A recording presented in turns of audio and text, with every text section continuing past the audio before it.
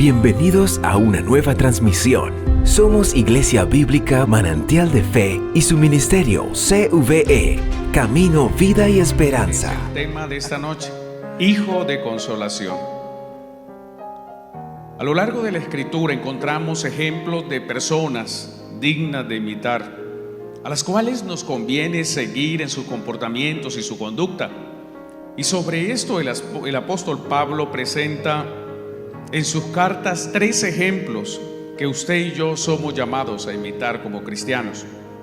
Como cristianos, primeramente debemos imitar a Dios como sus hijos amados. Es lo que escribió el apóstol Pablo en su carta a los Efesios, capítulo 5, verso 1, cuando dijo: sé pues imitadores de Dios como hijos amados.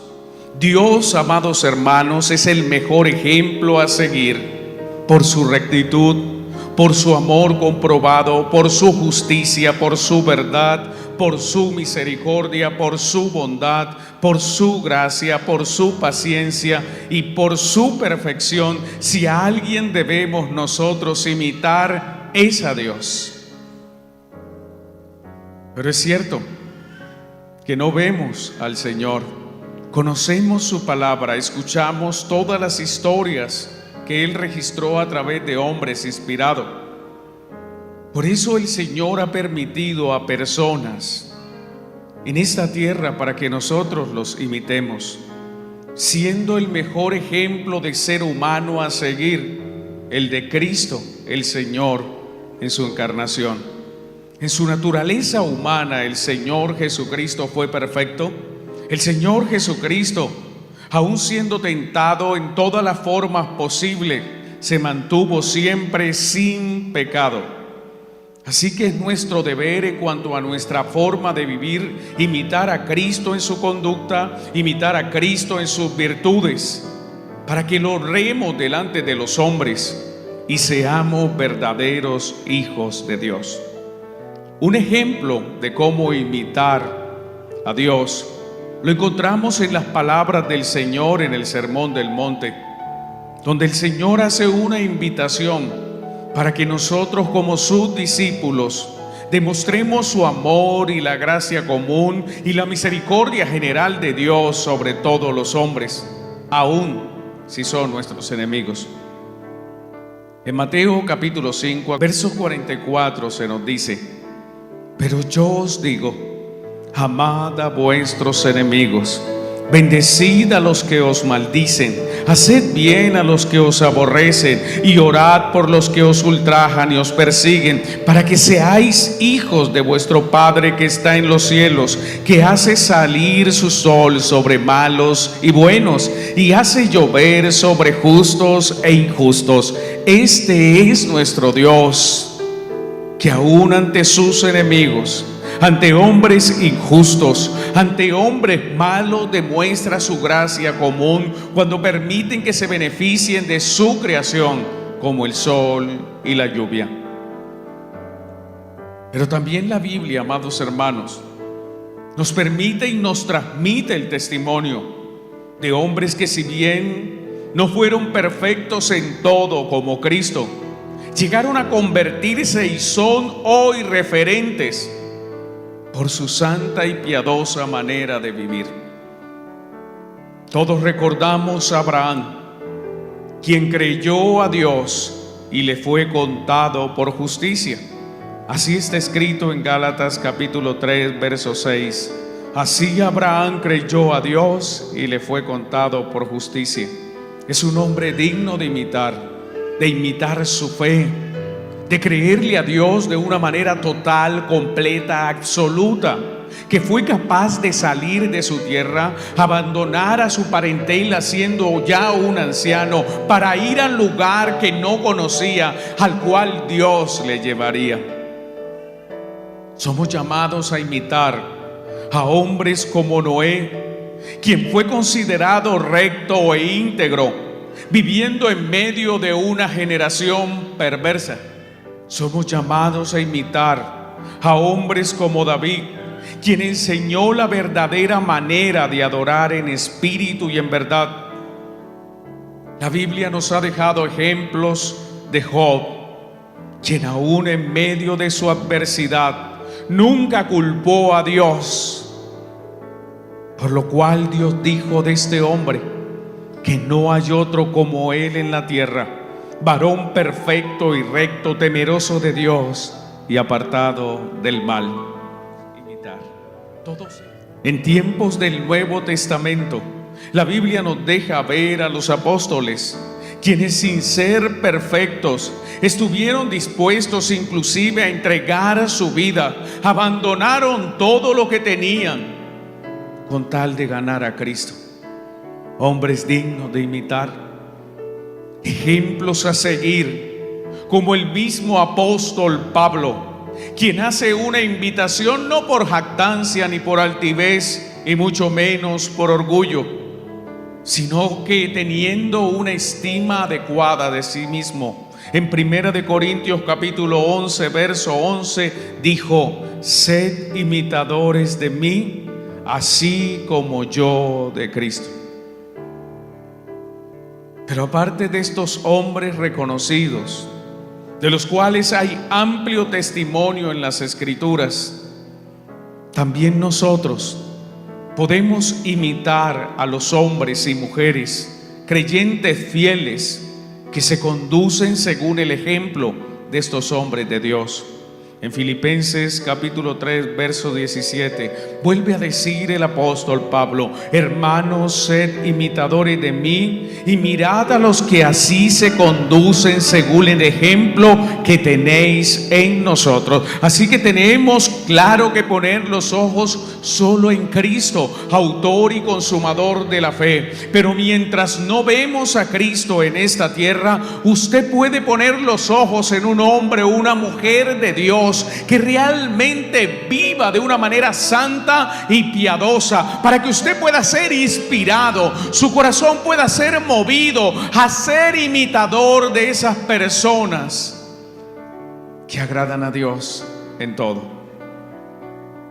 Hoy estudiaremos el ejemplo de un hombre que fue un ejemplo a seguir para la iglesia del primer siglo, y por aplicación es un ejemplo a seguir para los creyentes de todas las épocas hasta nuestros días. Ese hombre tuvo por nombre José, pero más adelante llegó a ser conocido por un apodo, vea usted, como Bernabé, cuya traducción significa hijo de consolación. Cuando queremos explorar un poco acerca de este personaje bíblico, debemos inequívocamente ir al libro de los Hechos.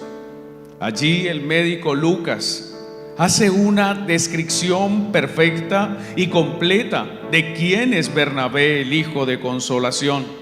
Porque no crea que los apóstoles le pusieron este sobrenombre como está escrito aquí porque querían burlarse de él, sino porque querían exaltar sus virtudes.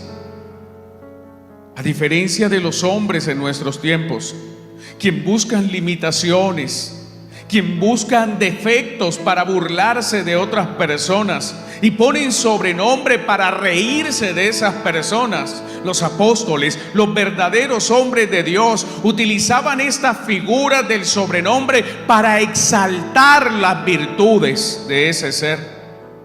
Comencemos por estudiar quién fue Bernabé y cuál fue su influencia en la iglesia primitiva.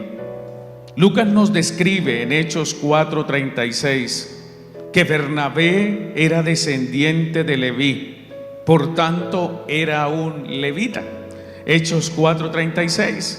Entonces José, a quien los apóstoles pusieron por sobrenombre Bernabé, que traducido es hijo de consolación, levita, era un descendiente del tercer hijo de Jacob, llamado Leví.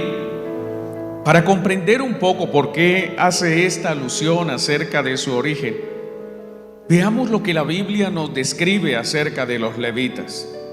Primeramente, los levitas fueron consagrados por Dios. Por medio de Moisés, esta tribu de Israel fue consagrada, dedicada al servicio del tabernáculo. y luego en el templo de Jerusalén. En Números capítulo 3, verso 12, se nos presenta esta designación por parte del Señor. Dice el Señor: he aquí yo he tomado a los levitas de entre los hijos de Israel, en lugar de todos los primogénitos. Los primogénitos nacidos entre los hijos de Israel serán pues míos los levitas. Números 8:16. Porque enteramente me son dedicados a mí los levitas de entre los hijos de Israel. En lugar de todo primer nacido, los he tomado para mí en lugar de los primogénitos de todos los hijos de Israel. Así que ya no quiero más dedicaciones. He tomado una tribu completa, son los levitas y serán mis sacerdotes, en pocas palabras. Según la ley, los levitas eran los únicos designados por Dios para servir en el tabernáculo. Dentro de las funciones de los levitas, como sacerdotes, estaban la adoración y la alabanza a Dios, el sacrificio, la receptación de las ofrendas. Tenían a su cargo la seguridad, esto es la vigilancia del atrio. Ellos eran los únicos que podían servir en el lugar santo. Y cuando un levita tomaba el lugar de sumo sacerdote, era el único que se le permitía entrar al lugar santísimo una vez al año para presentar la expiación por el pueblo. También los levitas tenían a su cargo el mantenimiento y cuidado del santuario y todo lo concerniente al culto a Dios. Cada uno de los levitas ministraba desde los 25 años de edad. No eran neófitos los que ministraban en el templo, no eran niños. Muchos a veces dicen: ¿por qué a veces no ponen en la iglesia niños a predicar? Porque la palabra no lo permite. No un neófito es uno de los requisitos para un predicador, para un pastor, para un maestro. No podemos descargar la responsabilidad en una persona nueva que no está totalmente preparada para dar una enseñanza profunda de la Escritura, con conocimiento profundo de la palabra, para que lo que le digan a usted esté completamente seguro que es conforme a la Escritura. Tenían que ejercer el ministerio sacerdotal desde los 25 años de edad. Y según la ley, cuando cumplían 50 años de edad, ellos se retiraban del servicio público y se dedicaban a servir con sus hermanos para hacer la guardia, pero nunca más para ministrar dentro del santuario. 25 años de servicio. Mire de dónde viene usted que se trabajan 25 años y las personas salen pensionadas. Este era el tiempo de servicio de un sacerdote levita. Y no es en vano, cuando se ministra desde el altar, después de mucho tiempo hay un desgaste físico, mental, emocional. Y por eso un pastor tiene un tiempo, no es hasta que se muera de viejito que ya ni se le entienda qué es lo que dice, no. Tenemos la responsabilidad como pastores de ir formando a aquellos que un día van a reemplazarnos en el ministerio. Y tenemos un tiempo útil para hacer todo lo que podamos para el servicio del Señor. Además de todo esto, los levitas no tenían permitido tener tierras, no podían heredar de sus padres propiedades y dependían para su sustento solo de Dios. Josué capítulo 13, verso 33 nos confirma esto. Habían ya ingresado, habían tomado posesión de la tierra prometida y llegó la hora de repartir la tierra entre las tribus. Y dijo Josué 13:33: mas a la tribu de Leví no dio Moisés heredad. Jehová Dios de Israel es la heredad de ellos, como Él les había dicho. Por eso esa frase tan hermosa: Jehová es la heredad que me ha tocado. los levitas vivían de las ofrendas del pueblo de Israel. Cada vez que un israelita se presentaba en el templo y presentaba una ofrenda de alimentos, los levitas tenían derecho, podían comer de lo presentado en el altar. Algo similar se presenta en nuestros días. El que predica el evangelio pues puede tomar para sus gastos, sus necesidades básicas y comer con su familia de lo que se ofrece en el altar. Se sustentan de los ingresos de la iglesia. Un grupo de hermanos, tal vez los ancianos, toman la decisión, se reúnen y le asignan. No es que todo lo que entre es para el pastor, no, eso tampoco es cierto. No funciona así. Eso es un saqueo a las arcas del Señor. No, lo que entra en una iglesia no es del pastor. Los hermanos ofrendan y el que tiene por costumbre diezmar, diezma voluntariamente. Y eso entra a las tesorerías de la iglesia, en esa época los alfolí, y de allí los ancianos deben designar algo para que el pastor pues pueda solventar sus gastos.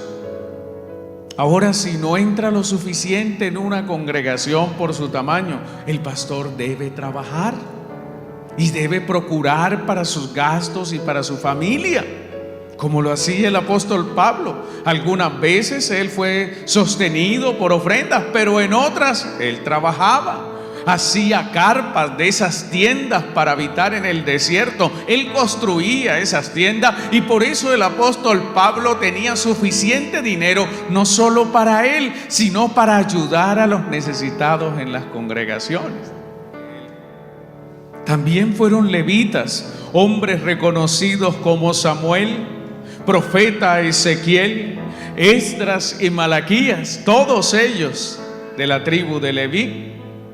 Así que el hecho que Bernabé fuera levita es algo importante y por eso lo destaca el médico Lucas en el libro de los Hechos.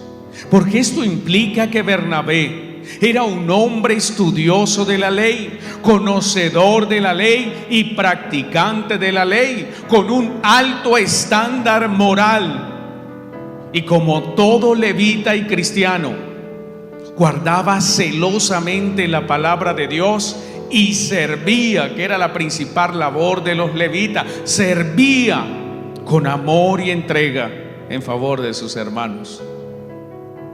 El segundo aspecto que resalta Lucas en el libro de los Hechos es el lugar donde había nacido Bernabé. Vamos de nuevo a Hechos 4:36, por favor. Entonces José, a quien los apóstoles pusieron por sobrenombre Bernabé, que traducido es hijo de consolación, levita natural de Chipre. Eso también es muy importante. Bernabé no era nativo de Israel, no había nacido en Jerusalén, no había nacido en Judá, sino que había nacido en una pequeña isla llamada Chipre. Chipre tenía en los tiempos del primer siglo una influencia muy importante en el Mediterráneo. Además de esto, esta isla estaba conformada por muchos extranjeros, debido a que Chipre era una isla que había sido conquistada por prácticamente todos los imperios que se levantaban cerca de Chipre, conquistaban Chipre. Conquistaron Chipre los asirios, los egipcios, los persas, los macedonios y hasta los romanos. ¿Y por qué era tan peleada o por qué era tan apetecida esta pequeña isla? Primero, estaba ubicada en una posición estratégica entre las rutas comerciales del mar Mediterráneo. Era un puerto obligado para todas las embarcaciones que iban hacia y desde Asia hacia Roma. Por esto las potencias imperiales siempre procuraron el control de Chipre y la posesión de Chipre. De allí viene el origen de Bernabé, de israelitas expatriados que llegaron tal vez perseguidos o tal vez por negocios a las costas de la isla de Chipre, y allí nació Bernabé. Sin embargo, usted y yo sabemos que para los judíos se es judío no porque se nazca en la tierra, sino por su descendencia biológica, principalmente de la madre. Que Bernabé viniera de un enclave comercial y cultural como Chipre era una ventaja para Bernabé, porque esto lo convertía en un hombre perfecto para llevar a cabo la obra misionera, no solo entre los judíos, sino también entre los gentiles, ya que por esto Bernabé podía hablar muchos idiomas y tenía la habilidad de mezclarse con muchas culturas. Sabemos por la Biblia también que Bernabé era pariente de Juan Marcos, quien escribió el Evangelio de Marcos.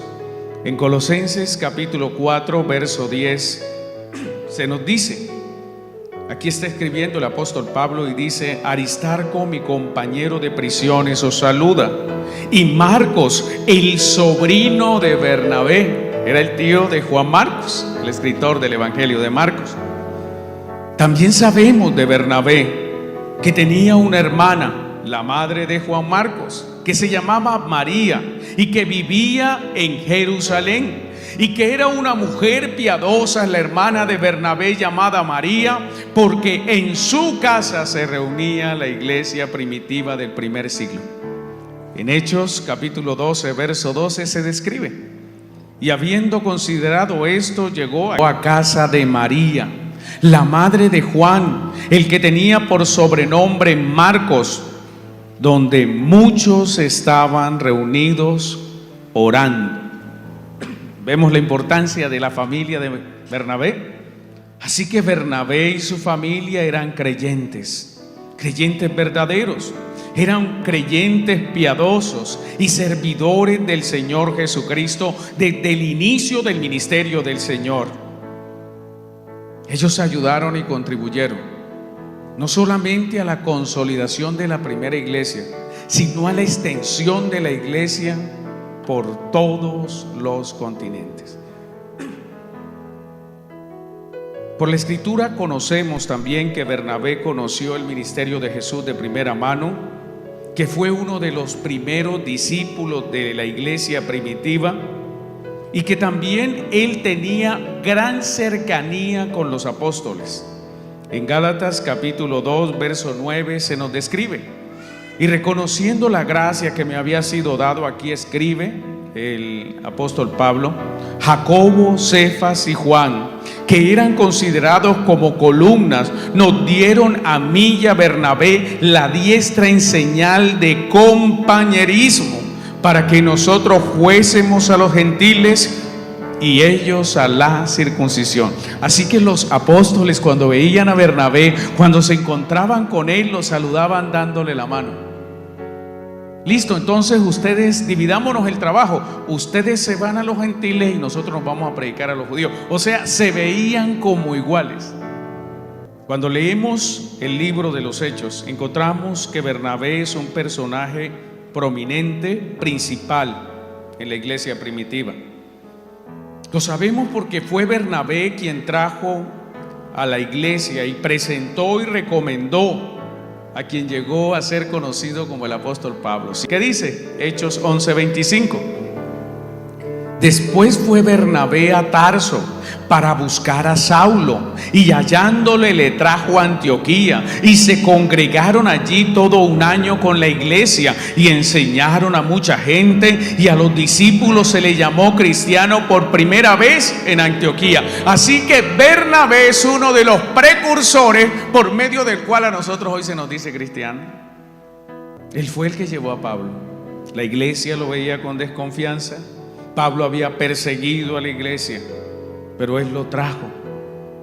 Y en Hechos 9, 26 y 28 se dice: cuando llegó a Jerusalén, trataba de juntarse con los discípulos, pero todos le tenían miedo, no creyendo que fuese discípulo. Entonces Bernabé tomándole lo trajo a los apóstoles. Mire, fue Bernabé el que le presentó a Pablo a los apóstoles. Venga, les presento al hermano Pablo.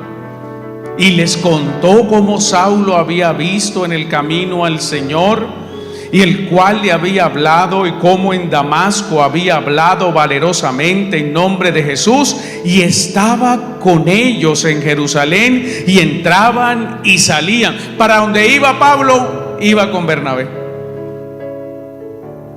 Lucas nos describe también que fue Bernabé el primer misionero escogido por el Espíritu Santo para llevar el evangelio a los gentiles. No fue Pablo. El primer nombre mencionado, escogido por el Espíritu Santo, fue Bernabé. Vamos a la Escritura. Hechos, capítulo 13, verso 2. Ministrando estos al Señor y ayunando, dijo el Espíritu Santo. ¿Quién dijo? Apartadme ¿a quién? Y después, Bernabé. Y a Saulo, para la obra que los he llamado. Así Bernabé se convirtió en el primer compañero de Pablo. Durante la primera parte de su ministerio apostólico, Pablo andaba siempre a su lado con Bernabé. Hechos 13:3. Entonces, habiendo ayunado y orado, les impusieron las manos y los despidieron. Ellos entonces, enviados por el Espíritu Santo, descendieron a Seleucia y de allí navegaron a Chipre, y llegados a Salamina anunciaban la palabra de Dios en las sinagogas de los judíos. Tenían también a Juan de ayudante. Juan era ayudante, Juan Marcos. Bernabé también fue pieza clave en la predicación y conversión de los primeros gentiles. Hechos capítulo 14, verso 1. Aconteció en Iconio que entrando juntos en la sinagoga de los judíos, y hablaron de tal manera que creyó una gran multitud de judíos, asimismo de griegos. Bernabé junto a Pablo, amados hermanos, llegaron a ser los representantes de la primera iglesia, y tal vez la más importante del primer siglo, en esa primera etapa de consolidación, como lo fue la iglesia de Antioquía. Así está escrito en Hechos 15:2. Como Pablo y Bernabé tuviesen una discusión y contienda no pequeñas con ellos, se dispuso que subiera Pablo y Bernabé a Jerusalén, y algunos otros de ellos a los apóstoles y a los ancianos, para tratar esta cuestión. Cuando Bernabé hablaba, inclusive la multitud callaba. Era un hombre que era respetado. Hechos 15:12. Entonces toda la multitud calló y oyeron a Bernabé y a Pablo. Fue Bernabé quien recibió voto de confianza de parte de los apóstoles y ancianos de Jerusalén para aportar la carta y dar a conocer a las iglesias las conclusiones del primer concilio realizado en Jerusalén, donde se ordenaba lo que se le debía exigir a los gentiles, esto es, que no judaizaran. Hechos 15, 25 al 29. Aquí está hablando el anciano Jacobo. Dice: nos ha parecido bien, habiendo llegado a un acuerdo, elegir varones y enviarlos a vosotros con nuestros amados Bernabé y Pablo, emisarios de los apóstoles y los ancianos. Pero si hay algo que exaltar de Bernabé, son 3 atributos que destacó Lucas y que lo convierten en un ejemplo digno de imitar para cada uno de nosotros. Hechos capítulo 11, versos 22 al 24. Llegó la noticia de estas cosas a oídos de la iglesia que estaba en Jerusalén, y enviaron a Bernabé que fuese hasta Antioquía. Cuando llegó y vio la gracia de Dios, se regocijó y exhortó a todos los que con propósito de corazón permanecían fieles al Señor. Detengámonos allí. Tan pronto en Jerusalén llegó la noticia de que había una iglesia gentil que estaba prosperando, una iglesia fuera de Jerusalén después del día de Pentecostés, después de la persecución de Herodes. Se había constituido una iglesia poderosa en Antioquía. ¿A quién enviaron? No enviaron a Pedro, ni a Juan, ni a Santiago, ni a Mateo. Enviaron a Bernabé. Vaya, usted es un hombre de credibilidad para nosotros en Jerusalén. Lo que usted nos cuente, nosotros lo creemos. Mire qué integridad de este hombre llamado Bernabé. Y aquí viene la razón por la cual este hombre tenía tanto nivel de confianza en la iglesia primitiva. Hechos 11:24. Porque era varón bueno, primer atributo, y lleno de Espíritu Santo, segundo atributo, y de fe, tercer atributo. Y una gran multitud fue agregada al Señor. ¿Por qué estas multitudes se agregaban? ¿Por qué este hombre era tan eficaz al servicio de la obra del Señor? Porque era un varón bueno, lleno del Espíritu Santo, un hombre de fe.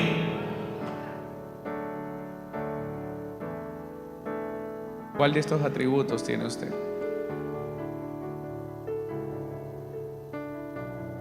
Ahora bien, sabemos que Bernabé no era perfecto, desde luego que no. Como fue evidente en una conversación, en una carta que envió el apóstol Pablo a la iglesia en Galacia, él también fue arrastrado inclusive por simulación, Gálatas 2:13.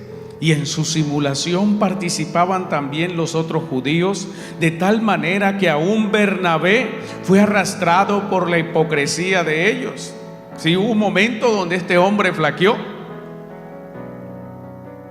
Tampoco Bernabé fue un hombre sin pecado, como todos los hombres. ¿Alguna vez le falló al Señor? Sin embargo, para Dios, Bernabé era un hombre de corazón lleno de bondad. Era un hombre bueno, un hombre íntegro, un hombre con motivaciones puras, con motivaciones correctas, que obraba en justicia, que era bondadoso y que consolaba a sus hermanos. ¿Y sabe por qué era un hombre bueno Bernabé?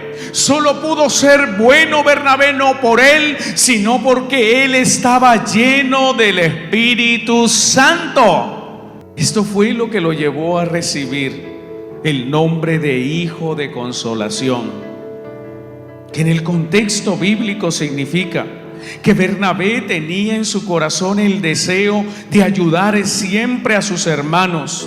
Cuando veía a un hermano deprimido, maltratado, roto hasta el punto de no ser capaz de recuperar el aliento, allí llegaba Bernabé a darle consolación a ese hermano débil. Él les ayudaba a sentir alivio en medio de las aflicciones diarias. Y lleno del Espíritu Santo, pero también era un hombre de fe, un hombre que le creía a Dios, que confiaba en la palabra de Dios. ¿Sabe? Esto es algo que usted debe llevarse en su corazón. Usted debe ser una persona llena del Espíritu Santo, pero también una persona que le cree a Dios. Todo cuanto Dios ha dicho, usted se apropia de ello, usted lo toma como cierto, usted lo toma como verdadero, usted se fortalece en la palabra de Dios, porque usted es un hombre, usted es una mujer de fe. Y recuerde que no vivimos por vista, sino por fe. Bernabé fue un varón bueno. El Espíritu estaba en él y su fe era abundante. Porque solo quien tiene abundante fe puede consolar a quien tiene muy poca o no tiene fe. Pero además de esto, Bernabé tenía un corazón amoroso, porque para consolar a otro hay que tener amor en el corazón. Debe dolerle lo que le pasa al otro. No es cierto que el cristiano dice: ay, me duele lo que le pasa al hermano, pero nunca pregunta por él, nunca va a visitarlo, no le interesa si viene o no viene a culto, no sé qué le esté pasando, tal vez se fue de la iglesia, pero no me importa. Pero aparte de esto, él era hijo de consolación porque también era generoso. Lo sabemos porque cuando la iglesia de Jerusalén pasó por momentos de necesidad, él fue capaz de desprenderse de su heredad para dar sustento al necesitado. Hechos 4:36 nos describe: entonces José, a quien los apóstoles pusieron por sobrenombre Bernabé, que traducido es hijo de consolación, levita natural de Chipre, como tenía una heredad, la vendió y trajo el precio y lo puso a los pies de los apóstoles. No, él no se fue a repartirle al necesitado. Era un hombre que respetaba la autoridad. Por eso cuando usted quiera contribuir con los necesitados, sí, usted puede hacerlo. Pero si sigue el ejemplo de Bernabé, usted debería venir a las autoridades, al pastor y los diáconos: mire, tengo una bendición que me ha llegado, la pongo al servicio de los necesitados, y ustedes que son las autoridades, Dios le dé sabiduría para administrar esa bendición que me fue concedida. Y desde luego que la responsabilidad va a recaer en el pastor y los diáconos para que esos dineros, para que esos recursos sean distribuidos conforme a la necesidad de los hermanos y hermanas de la iglesia. Porque a veces usted no sabe la necesidad de un hermano, tal vez él nunca se lo va a contar a usted porque es un hermano en la fe, pero el pastor sí lo sabe. Bernabé representa a todos los creyentes que se entregan en forma sacrificial por sus hermanos, que están dispuestos a dar todo lo que poseen por sus hermanos en la fe. Y este es un ejemplo que debemos seguir, iglesia. Bernabé consoló a Pablo y lo ayudó a reconciliarse con la iglesia a quien él había perseguido. Bernabé consoló a Juan Marcos luego que fue desechado por Pablo en su segundo viaje misionero y lo ayudó a convertirse en el prominente escritor del Evangelio de Marcos. Bernabé consoló con sus bienes a los pobres de la iglesia en Jerusalén. Fue capaz de vender su heredad y ponerla a los pies de los apóstoles para que fuese distribuida acorde con la necesidad de sus hermanos. Bernabé consoló a los gentiles y los animó a seguir adelante en el Señor cuando eran rechazados por los judaizantes. Amados hermanos, hoy les invito a ser hijos de consolación como Bernabé. Seamos ejemplo en el compromiso con la obra del Señor. Seamos ejemplos en generosidad con los necesitados. Seamos ejemplos en amor por los marginados y despreciados del mundo. Seamos ejemplos en dar sin esperar nada a cambio. Con la ayuda de Dios y su palabra, consolemos al que llora, fortalezcamos al débil en la fe y levantemos al caído. Sigamos el ejemplo de Bernabé, el hijo de consolación, quien se alegraba al ver a los demás exhibiendo la gracia de Dios en sus vidas, mientras los exhortaba y los alentaba a permanecer fieles en los caminos del Señor. Gracias por seguirnos.